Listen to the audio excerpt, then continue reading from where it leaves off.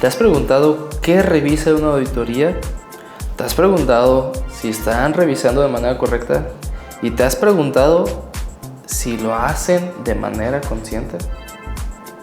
Pues bueno, el día de hoy hablaremos qué revisa la auditoría y a lo mejor no te has dado cuenta.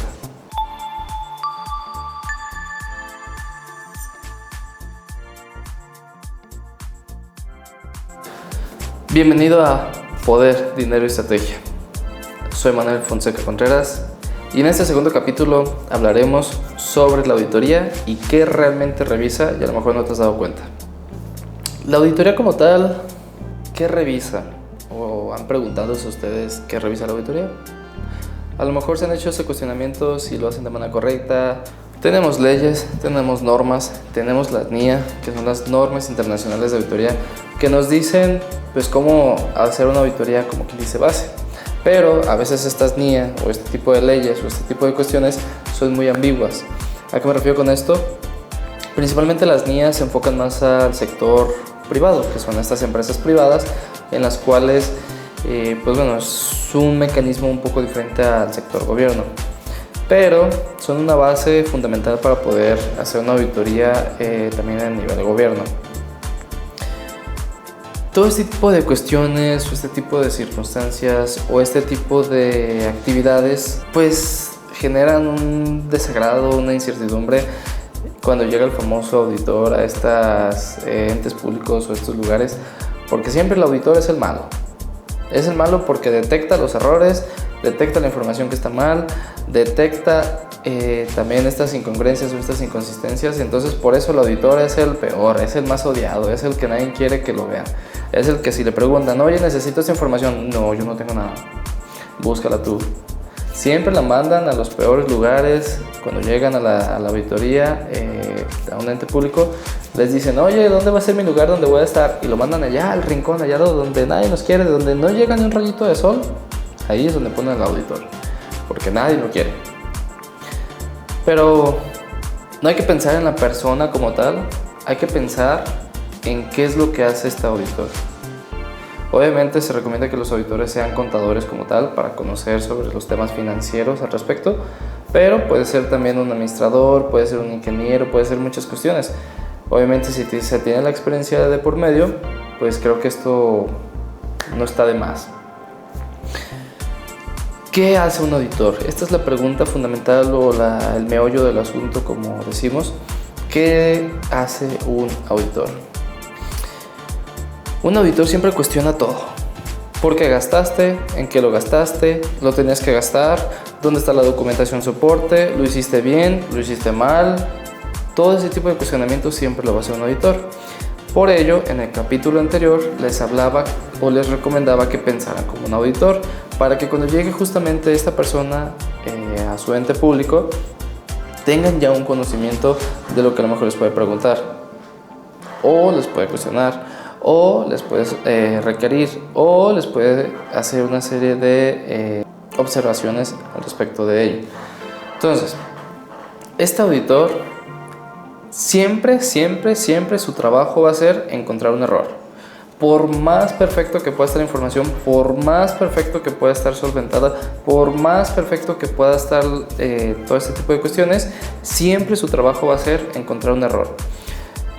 Siguiendo una serie de mecanismos, una serie de estructuras ya pues que tienen ellos como tal. Obviamente no van a auditar todo el ente público porque a lo mejor es un mundo de información. Hablamos ahora sí en el municipio de Zapopan que son millones de pesos y miles de información al respecto. Entonces obviamente van a tomar un pequeño cálculo de ahí y de ahí se van a desagregar más. Obviamente se van a ir por los montos más altos. Eso es lo primero que van a revisar, montos altos. En el capítulo anterior hablábamos sobre los gastos innecesarios, como en el caso de Tenochtitlan, aquí en Guadalajara, la Minerva, la famosa Minerva también, donde se gastaron millones de pesos para hacer esta reestructuración de esta famosa Minerva, ahora que va a ser el mundial aquí en el estado principalmente. Se gastó mucho dinero en esto. Entonces la obligación de un auditor es llegar, pedir información de esto y empezar a revisar. A lo mejor viene bien soportada, viene con sus facturas, viene con sus fotos, viene con todo lo que conlleva este tipo de gastos. Pero aquí también se genera la incertidumbre de el costo es el real, el costo no está inflado, se utilizaron todos los productos que a lo mejor compraron, se utilizó toda esa información al respecto, o nada más es meter información por meter información y ver si pega o ver si no lo ve el auditor. Es aquí donde el auditor hace su mayor parte del trabajo. Empieza a generar toda esta cuestionamiento de por medio para poder ver si se genera una observación, y si se genera esta observación pues puede solventarla en su debido momento. Si no, pues bueno, queda solventada esta observación y ya se continúa con lo demás. ¿Dónde revisa más una auditoría? Una auditoría revisa más en las obras públicas.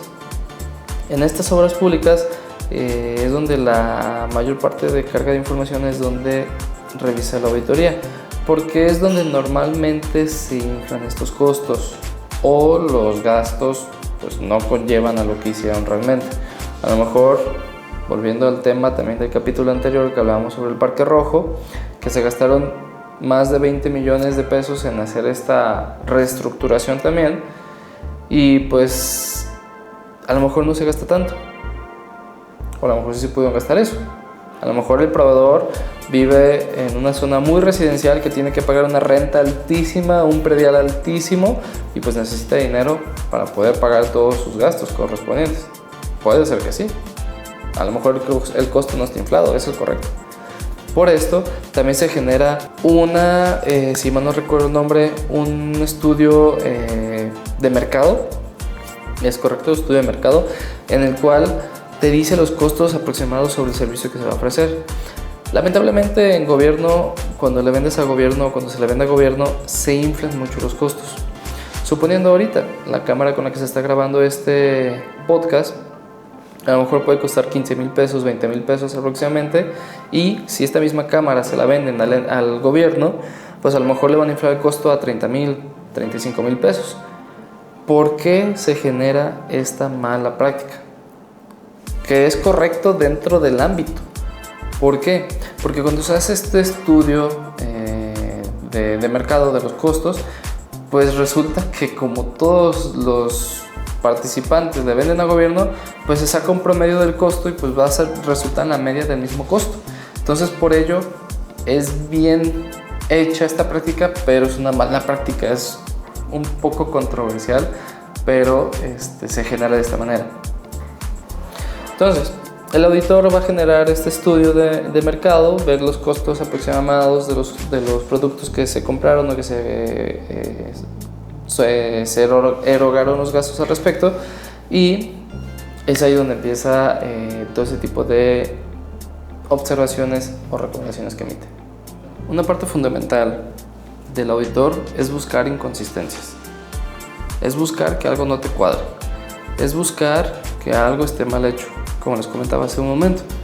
El trabajo de un auditor siempre es buscar todos los errores que se generen dentro de la cuenta pública, algo que no cuadre, un número elevado, un número mal hecho, porque también somos humanos y a lo mejor al momento de estar haciendo la contabilidad como tal, se nos fue un 0 de más, o un 1 de más, o un número de más como tal.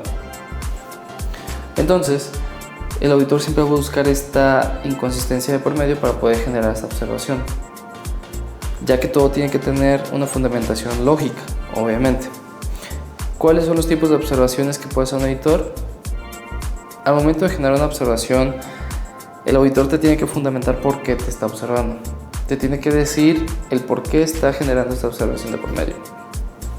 Te tiene que decir que esta observación se deriva de la falta de información al respecto de esto. Por ello se crea una suposición de que la información está desviada de recursos X, Y, etcétera, ¿no? Siempre te tiene que poner el fundamento de ello, no un fundamento legal, un fundamento teórico de por qué está generando esa observación de por medio. También a veces muchas observaciones son en saldos que se generan a pagos a proveedores. Te puede generar una observación de por qué no se le ha pagado a ese proveedor después de tantos años. Entonces, en estos proveedores también se pueden generar este tipo de observaciones. ¿Por qué? porque es un saldo que se tiene pendiente por pagar. Y no es desaparecerlo por desaparecerlo, porque muchos tienen esa mala costumbre de donde ya les llegó la observación, ¡pum! A la siguiente auditoría desaparecieron esos 20 millones de pesos que le debían a un proveedor. Lo mandaron a otras cuentas para perderlo y desapareció esa cantidad. No es hacer eso, es poder generar una respuesta correcta al auditor. Se tiene este saldo pendiente por pagar porque viene de administraciones pasadas, se está buscando la documentación soporte para poder hacer el pago correspondiente. Se puede responder esa observación fácilmente. Por ende, no solamente también es desaparecer números por desaparecer. Caso muy común o muy recurrente, llega la auditoría, te pide la información, te genera tus observaciones de por medio, la respondes y a lo mejor no te deja ninguna observación, todas quedan solventadas. Pero te genera recomendaciones. Te genera recomendaciones de que esto se va a una cuenta diferente del gasto, esto hace falta este soporte documental, esto pues se recomienda hacer las gestiones correspondientes ya sea de cobro o de pagos. Y pues resulta que el siguiente año que llegue la auditoría, porque las auditorías son anualmente, a nivel federal y estatal son anualmente, llega otra vez la auditoría y ahora ya no encuentra nada. También desaparecer las cosas por arte de magia no está bien. Tiene que tener un porqué. No digo que esté mal tener todo perfecto, pero a veces los auditores generan muchas suposiciones cuando todo está correcto. Malamente siempre tiene que haber una observación de por medio, porque pues ahora sí ahí entra la teoría de nadie es perfecto. Si todo está de manera correcta es porque hay algo mal, y eso lo platicábamos el episodio pasado en la cuenta pública. Si todo cuadra y todo está bien bonito, hay algo mal. No digo que sea imposible, puede ser posible. A lo mejor un ente público pequeño de un DIF, pues sí, todo te va a cuadrar, todo va a estar bonito, todo va a estar bien, porque a lo mejor sus gastos pues anualmente son de 1 millón de pesos, 1,5 millones. Entonces pues ahí sí te va a cuadrar todo y todo va a estar bien. Pero en un municipio grande o un ente público que su presupuesto es de 10, 20, 15 mil millones de pesos, estoy hablando de 7, 8 cifras aproximadamente, pues obviamente no te va a cuadrar todo a la primera, siempre va a haber algo que observar. Y bueno, con eso es un pequeño resumen de qué revisa la auditoría. Recomiendo pensar como auditor, recomiendo que vean las cosas como un auditor. Esta recomendación ya viene desde el capítulo pasado, por ende espero que ya en este capítulo ya lo tengan aquí en la mente diciendo yo soy un auditor a pesar de que estoy haciendo la contabilidad. Y bueno, los espero el siguiente viernes con un nuevo capítulo. Soy Manuel Fonseca Contreras, esto es Poder, Dinero y Estrategia. Si les gusta el canal, suscríbanse porque aquí vamos a hablar de lo que realmente importa.